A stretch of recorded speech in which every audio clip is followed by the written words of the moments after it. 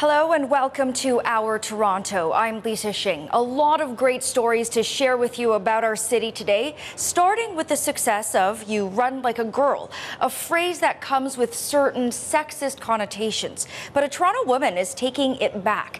Nadia Adesi started a social media campaign under that name. She's sharing the stories of women from around the world and right here in the GTA.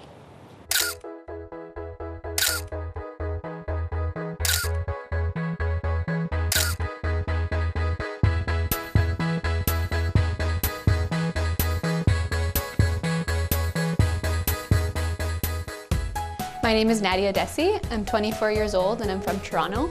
I am the founder of You Run Like a Girl, and You Run Like a Girl is a blog that showcases women's stories in hopes of empowering, influencing, and connecting women around the world. My name is Shireen Salti. I was born and raised in Palestine, and I immigrated to Canada when I was 15 years old. Tell me a little bit about how you founded You Run Like a Girl.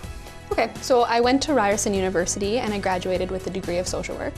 And within that time period, I was given the opportunity to complete a placement at an agency that supports at-risk and homeless youth. And while I was there, I became very inspired because I met so many people who had unimaginable things happen to them. And at the end of the day, they all shared the common goal to better their lives. I decided that I wanted to create a space that inspires people the way that I was inspired at that placement. And I wanted to connect further to it by being a woman and have only women contribute as well. That was 8 months ago. Since then, Nadia Adesi's social media campaign, You Run Like a Girl, has garnered more than 50,000 followers on Instagram. Many of them are sharing their struggles and successes. That includes 4-time Special Olympics gymnastics champ Chelsea Warner, survivors of the Florida school shooting, and those dealing with mental illnesses.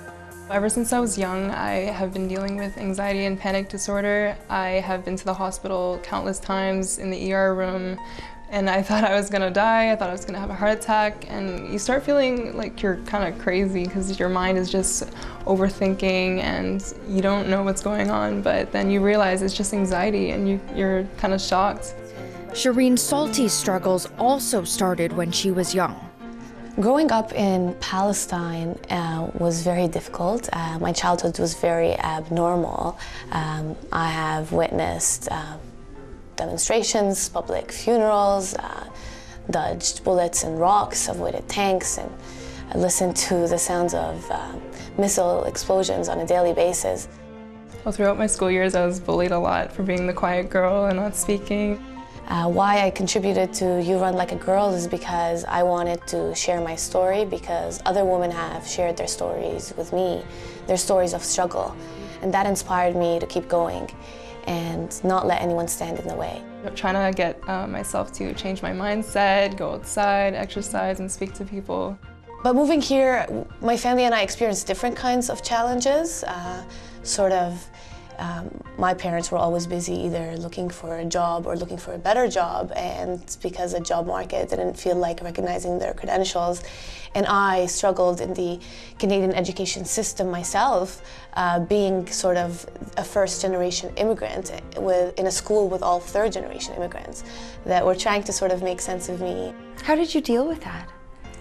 I just decided to find a solid group of friends who supported me and wouldn't let me feel like I was kind of the outcast for being that way. You wanted to share your story and your struggles with other women on this platform. Tell me about that.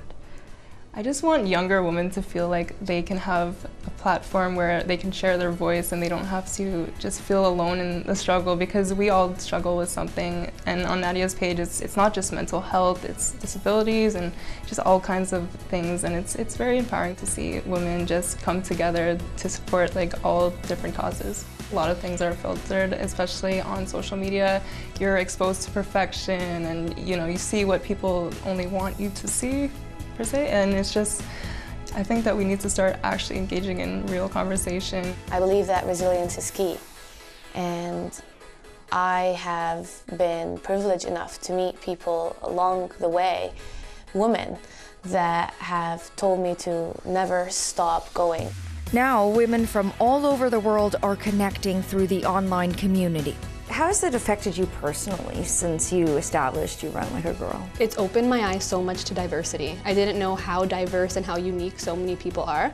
And as cliche as it may seem, you really don't know someone until you hear their story. I wanted to challenge the stigma behind what it means to do something like a girl, because I wanted to change the discussion because it's seen as something that's negative, and I hope in the future that one day it can be seen as the highest form of a compliment, because doing something like a girl means doing something with resilience, doing something with strength, and doing something in a world that's telling you you can't.